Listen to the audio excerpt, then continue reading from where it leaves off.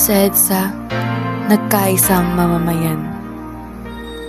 Pagod na sa diktadura na nagdulot ng kalupitan at pagdurusa. Nanawagan ng pagbabago mula sa gobyernong puno ng kasinungalingan at pang-aabuso. Di napapayagang mabawi muli. Pagkakapit-bisig, libu-libong tao.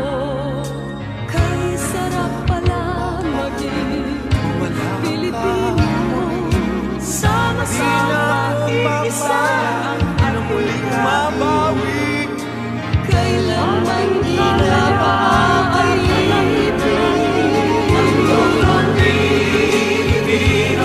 Mga tangke, hinarangan ng mga bulaklak, simbolo ng kapayapaan sa panahon ng digmaan.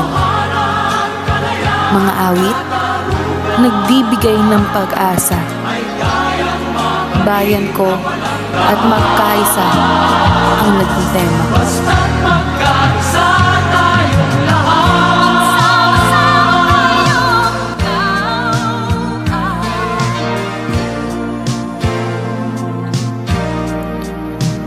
Mga sundalong naghimagsik, kumampi sa bayan at sa katotohanan. Mga madre at pari magkasama sa laban. Mga rosaryo at panalangin ng kanilang mga sandata. Itong bahagi, bigyan ng pansin.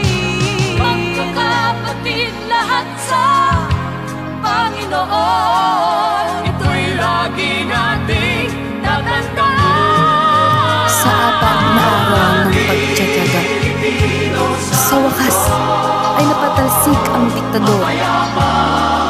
EDSA, saksi sa tagumpay ng sambayan ng Pilipino na may diwang matibay at totoo. Kayang makamit na wala